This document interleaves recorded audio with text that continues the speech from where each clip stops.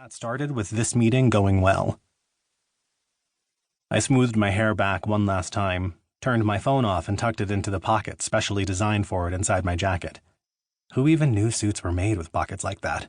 I definitely hadn't before I got to New York City. And exited the bathroom.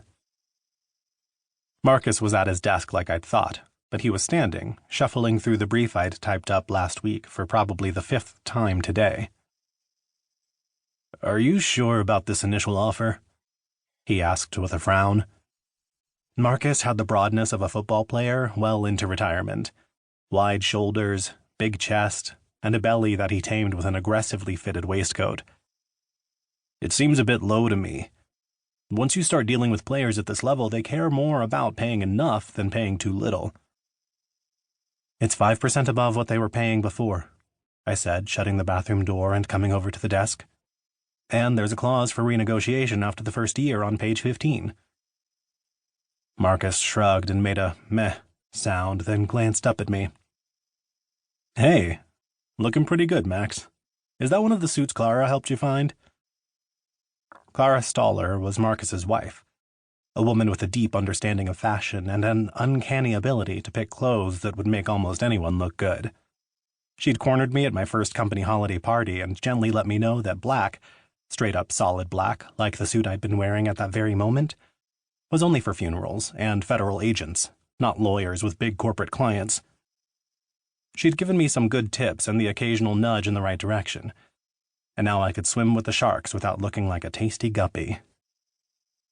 Usually. A lock of my golden brown hair fell across my face, still unruly after multiple applications of gel. I sighed and pushed it back into place. "Yeah, a few months ago."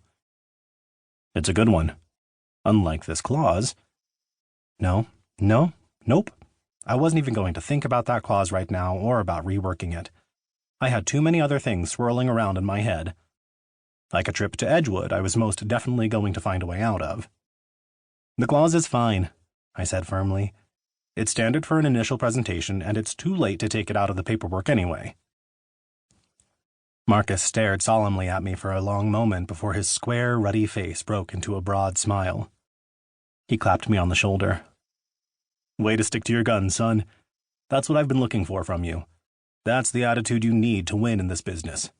Be firm, but flexible, and don't let the client or your co-counsel bully you into making rash decisions." "I learned from the best." He chuckled. "I'm happy to be sitting in on this meeting, but I don't honestly think you're going to need me. You've worked really hard on this, and it shows, Max. Trust me when I tell you that the other partners are paying attention to your dedication to this firm.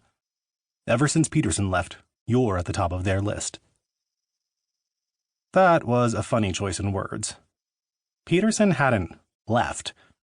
The 27-year-old guy had been carried out of here on a stretcher after suffering a heart attack in his office 2 months ago.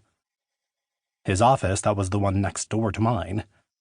He'd almost died while I'd been right next door, too focused on work to even notice.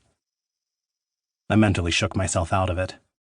Now wasn't the time for that kind of recollection, or for worrying about unintended promises. No way I was going back home. Now was the time to get my game face on and land my first big client. "Even so," Marcus said, "it never hurts to revise your paperwork." I chuckled and grabbed the second folder with my copy of the paperwork from Marcus's desk and checked it one last time. I wasn't the sort to swagger. At least I didn't think I was, but I couldn't help feeling confident. I finished looking over the paperwork, then closed it up in the folder and squared my shoulders. With a nod at Marcus, I led the way, marching down to the conference room. I was going to close this deal and rake in the accolades from the firm's partners while I hammered out the details of what this client wanted from us. Maybe I'd even go to a bar tonight and find a warm, willing someone to have a private celebration with. Someone who didn't mind lying back and letting me take the lead. There was no one special, but there didn't need to be.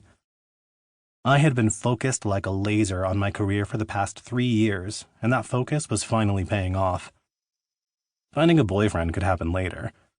Getting the promotion that could catapult me to partner level, that was going to happen right now. One lunch meeting.